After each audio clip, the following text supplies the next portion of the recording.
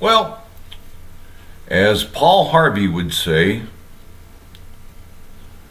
good morning, Americans. It's Friday. Well, it's good afternoon.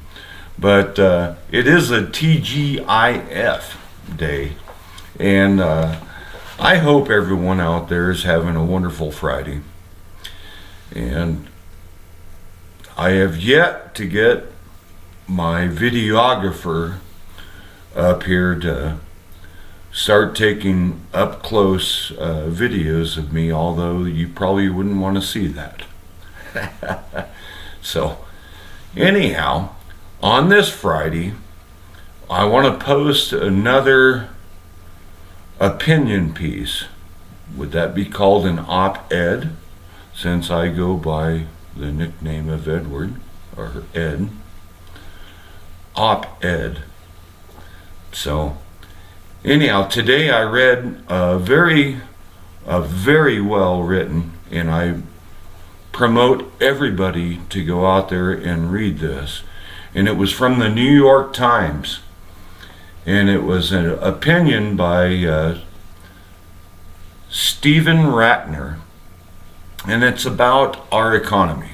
It's about our deficit. You know, we're approaching what, 30 million plus now deficit. And we all know that, well, ever since we left the gold standard, a deficit within our own country really doesn't mean anything. It does devalue our dollar on the world market, or the the world market. I said it right. Now, mind you, this is only my opinion. Anyone has an opinion, you can post it below. But you have to subscribe first. But anyhow,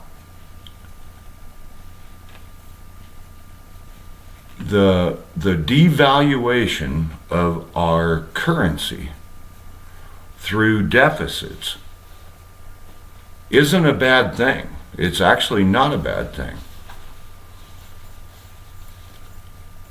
because then it makes our products more valuable, or less valuable, more sellable to foreign nations, bringing us closer to China. China did the same thing. They intentionally devalued their own money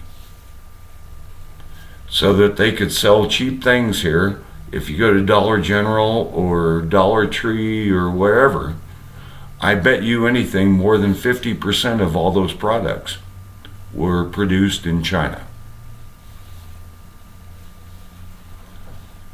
So, with that said, perfectly fine to have a deficit. Really doesn't make us any different, other than our economy. If we're not driving our economy so that our economy sustains itself, then the money is wasted. And this Biden,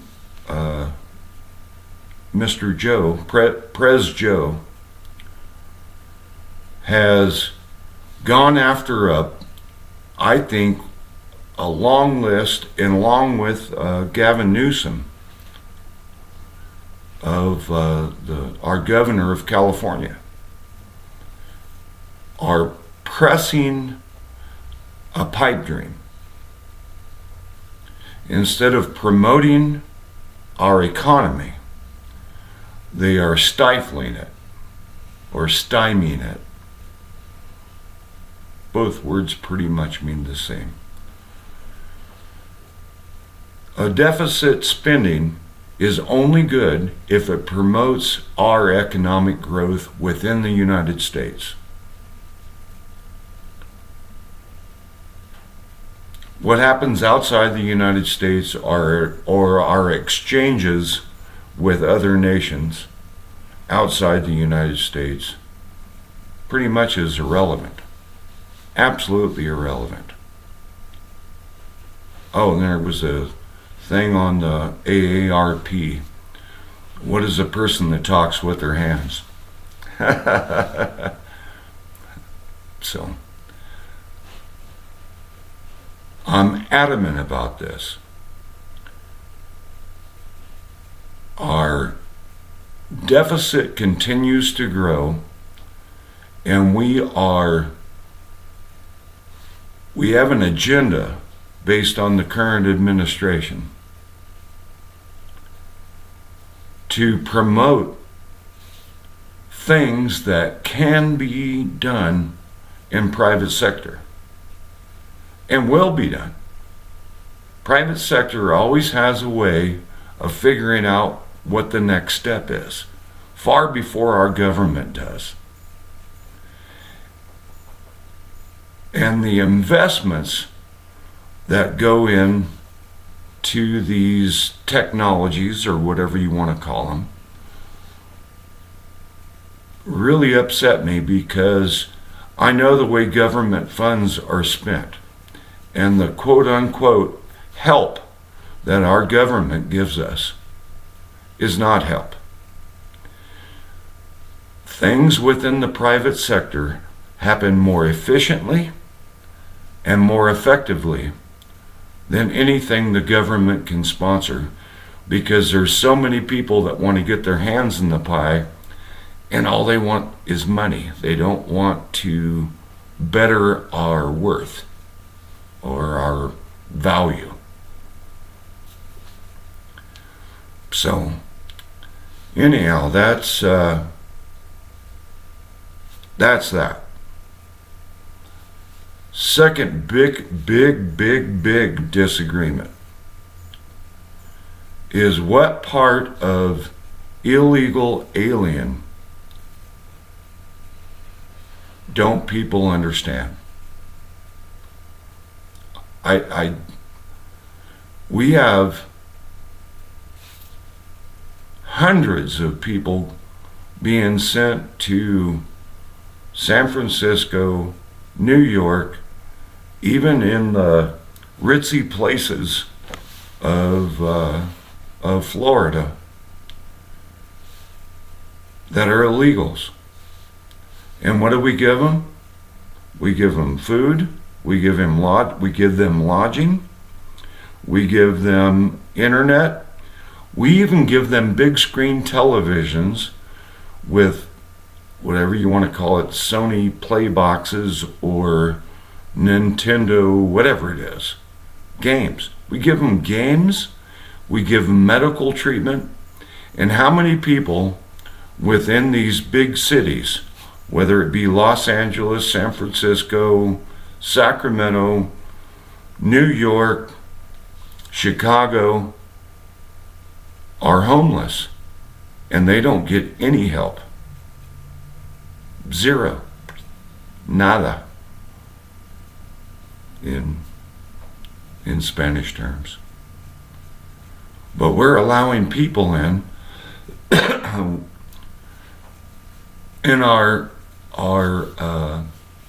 administrators of our laws, whether it be in state, local, state, or federal, are saying, well, that's what the United States was formed on. And that's HS. Horse. Because that's not what it was founded on. When my great-great-grandfather came over, he had to prove, number one, he was healthy. Number two, he had a sponsor and a job. Number three, he could sustain himself in order to enter this country. It wasn't because he was coming from working in a tin mine in the middle of Cornwall, or all the Irish that moved into Boston, Massachusetts, that came because of the potato they were starving to death.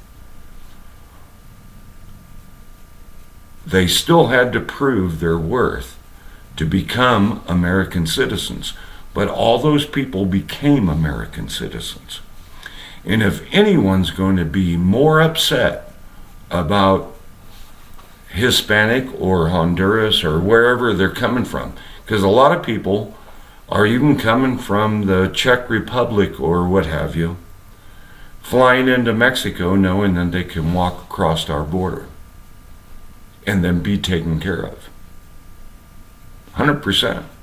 We'll even find you a job. Why don't we take care of our own first? Starts here.